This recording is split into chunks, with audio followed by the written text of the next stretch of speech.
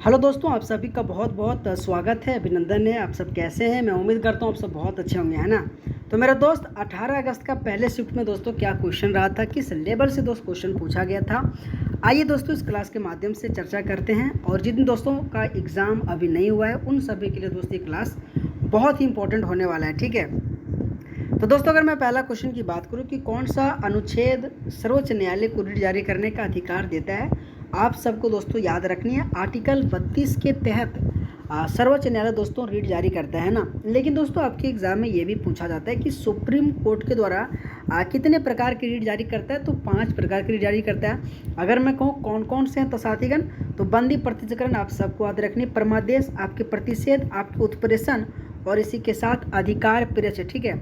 ये पांचों के पांचों आप सबको दोस्तों रीट याद करके रखनी है, ठीक है।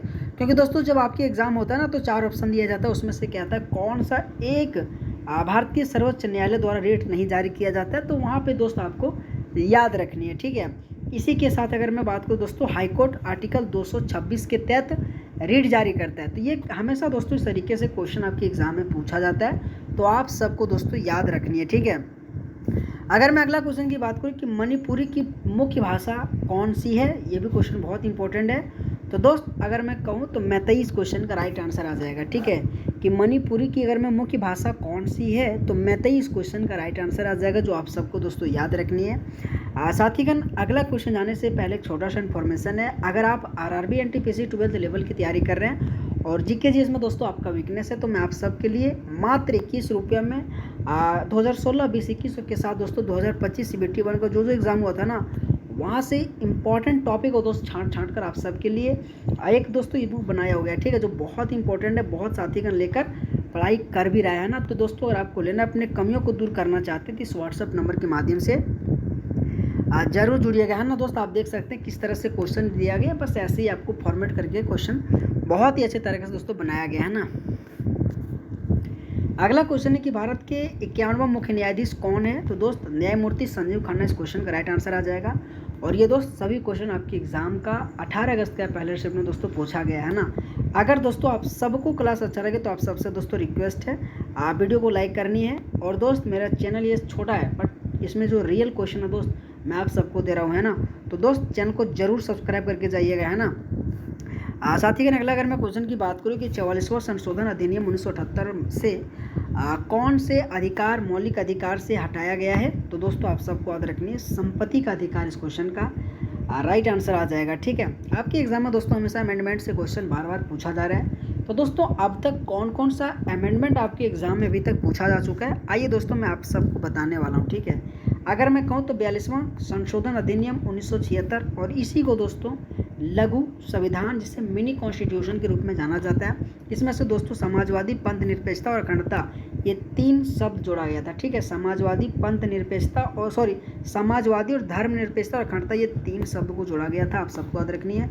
44वां संशोधन अधिनियम कब जोड़ा गया, तो 1978 को। और दोस्त अगर मैं कहूँ ये संपत्ति के अधिकार को मौलिक अधिकार से हटा दिया गया था और इसी को दोस्तों कानूनी अधिकार बनाया गया था, जो आप सबको याद रखनी है।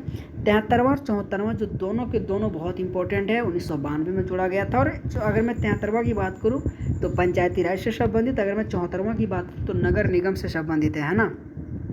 अगर मैं इसी के साथ 86वां की बात करूँ 2002 में जोड़ा गया था। इसमें 6 से लेकर 14 साल के जितने भी बच्चे ना निःशुल्क शिक्षा के बारे में कहा गया है। 101वां बहुत इंपॉर्टेंट जीएसटी के बारे में दोस्तों 2016 में जोड़ा गया था। 103वां भी दोस्तों बहुत इंपॉर्टेंट 2019 में। 52वां आपके 1985 में। अगर मैं 61वां की बात करूँ तो 1988 में, ठीक है। तो ये सभी के सभी दोस्त पॉइंट आप सबको याद रखनी है, ठीक है। अगला क्वेश्चन है कि राष्ट्रीय अनुसूचित जाति आयोग किस अनुच्छेद के तहत स्थापित किया गया था, तो आर्टिकल 338 इस क्वेश्चन का राइट आंसर आ जाएगा, ठीक है। अगर दोस्तों मैं कहूँ कुछ इंपॉर्टेंट आर्टिकल जो आप सबको दोस्तों याद करना बहुत इंपॉर्टेंट है, और ये सभी क्वेश्चन दोस्तों आपके चाहे एसएससी हो चाहे रेलवे हो हमेशा दोस्त क्वेश्चन पूछा जाता है, ठीक है। तो मैं उम्मीद करता हूँ दोस्तों जैसे कि 148 बहुत इंपॉर्टेंट आपकी कैग से संबंधित है। 124 दोस्तों बहुत इंपॉर्टेंट उच्चतम न्यायालय की स्थापना और गठन के बारे में कहा गया है। तो ये दोस्त आप आराम से पढ़ लीजिएगा, है ना, क्योंकि इंपॉर्टेंट है आपके एग्जाम के लिए। अगला क्वेश्चन है कि बिरसा मुंडा किस विद्रोह से जुड़े हुए थे। अगर दोस्तों मैं कहूँ कि बिरसा मुंडा किस विद्रोह से जुड़े हुए थे, तो मेरे दोस्त मुंडा विद्रोह जिसे उलान के नाम से जाना जाता है, जो बहुत इंपॉर्टेंट आप सबको साथीगण याद रखनी है। ठीक है, अगला अगर मैं क्वेश्चन की बात करूँ कि उत्तरी भारत के मैदानी भाग की प्रमुख मिट्टी कौन सी है, तो साथीगण जलोढ़ मिट्टी इस क्वेश्चन का राइट आंसर आ जाएगा। ठीक है, उत्तरी भारत के मैदानी भाग की प्रमुख मिट्टी कौन सी है, तो जलोढ़ मिट्टी इस क्वेश्चन का राइट आंसर आ जाएगा, आप सबको दोस्तों याद रखनी है। अगला क्वेश्चन है कि पंचायती राज्य संस्थानों में महिलाओं को कितना आरक्षण दिया गया है। मोस्ट इंपॉर्टेंट क्वेश्चन दोस्त, 33% इस क्वेश्चन का राइट आंसर आ जाएगा।